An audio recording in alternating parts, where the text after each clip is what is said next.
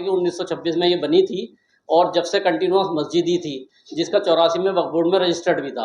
और जब वक्फ बोर्ड में लिस्ट में है, ये वक्फ की लिस्ट में था, तो हमारा ऑब्जेक्शन उसमें अपील में लिखा हुआ था ये कि वक्फ में दर्ज होने के नाते से, और उसकी सर्टिफाइड कॉपी भी लगाई थी वक्फ बोर्ड से लेकर के जिसमें रजिस्टर्ड है। और इसमें एक खास और बात थी कि 1995 के यूपी के गजट ईयर में भी उसको मस्जिद दर्शाया गया है।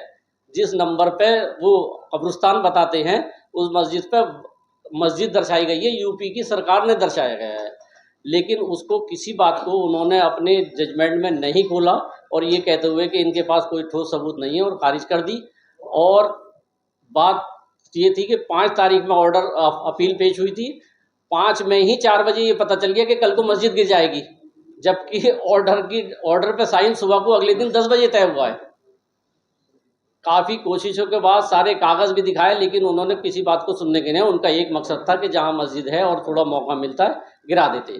अगर कब्रिस्तान भी मानते तो तब भी कब्रिस्तान पे से हटाने के लिए वक्फ ट्रिब्यूनल को सुनने का राइट था।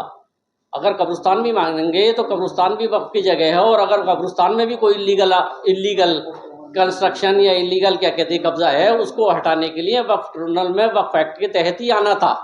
और क्योंकि मस्जिद रजिस्टर्ड थी तो सबसे पहले तय ये होना था कि ये मस्जिद है या सरकारी इनकी रेवेन्यू की जगह है, और उसको जब वक्फ का मैटर उसमें आ जाता और वक्फ लिस्ट में थी वो, तो उसको क्या कहते हैं सुनने का राइट था वक्फ ट्रिब्यूनल को। और हमने बहुत ऑब्जेक्शन किया, लेकिन उन्होंने उसको किसी चीज़ को नहीं लिखा और उसको गिरा दिया गया। और अब भी संभल स्पेशल टारगेटेड है 4 मस्जिदों को गिराने के बावजूद, कुछ कब्रिस्तानों पर, कुछ जगहों पर और पर, जो कि वक्फ बाई यूज़र में तो मस्ट है। ये तो दर्ज भी थी और बहुत से दर्ज नहीं है, लेकिन उसमें 50-50, 100 कब्रें बनी हुई हैं और अभी तक मुर्दे दफन हो रहे हैं। लेकिन उनको उन्होंने नोटिस दे दिया गया है कि इन्हें कब्रों को हटा लें अपनी, ना तो हम इसे डैमेज कर देंगे और कब्जा कर लेंगे। तो मेरी सब लोगों से यही दरख्वास्त है कि इसके लिए कोई नज़रसानी करें और बात करें कि वो जो डीएम और एसडीएम वगैरह और जो रेवेन्यू अधिकारी हैं, वो अपनी तहसील से, जो कि पब्लिक प्रॉपर्टी है, उठते हैं, वहाँ पर मंदिर मौजूद है, उस मंदिर में पूजा करते हैं और जाके मस्जिद गिराने की कार्रवाई करते हैं। डीएम के यहाँ भी ऑफिस में क्या कहते हैं मंदिर बने हुए हैं, तहसील के अंदर भी मंदिर बने हुए हैं, एसडीएम कोर्ट में भी मंदिर बने हुए हैं, लेकिन वो पब्लिक प्रॉपर्टी है, उसको मना नहीं करेंगे। लेकिन एक टारगेट बना रखा मुसलमानों के लिए, सिर्फ ज्यादती है और कुछ नहीं है। तो मेरी सब लोगों से, सीनियर सरकार से जरा है कि इसमें थोड़ी सी नज़रसानी करें और हमें गाइड करें कि आइंदा अगर कुछ इस तरह के मैसेज आए तो हम इसको किस तरह से निपटें। जबकि इसमें सुप्रीम कोर्ट का भी हमने उनको लॉ बताया कि जस्टिस गवई साहब ने जो वर्शिप एक्ट के तहत सारी जो पुरानी मस्जिदें हैं जो वक्फ में लिस्टेड है, उस पर किसी भी की तरह की कार्रवाई करने से अगले आदेश तक रोक रखा है, लेकिन वो उसको भी सुनने को तैयार नहीं है। तो मेरी सब लोगों से यही दरख्वास्त है कि हमें थोड़ा सा गाइड करें और जो बेहतर हो वो बताएं। हम अपनी तरफ से पूरी कोशिश कर रहे हैं कि जिस तरह से करना, जो पेपर इकट्ठे हो सकते हैं, जो हम उनको दे सकते हैं। इसमें हमने वक्फ के रजिस्ट्रेशन के कागज़ भी दाखिल करे, जो 1995 गजट ईयर का पेपर है जो सरकारी है वो भी दाखिल किया कि भाई गजट ईयर में भी मस्जिद है, लेकिन उन्होंने सुनवाई नहीं की। और ये देना चाहिए था, अगर वो एक्सपर्टी भी करते तो, और वो जब मेरिट पे डिसाइड कर रहे हैं और हमारा ऑब्जेक्शन है, तो उन्हें उसमें ये तय करना चाहिए था कि ये वक्फ है या नहीं है, हम बात गलत कह रहे हैं या सही कह रहे हैं, या हमारे पेपर जो हैं गलत है या सही है।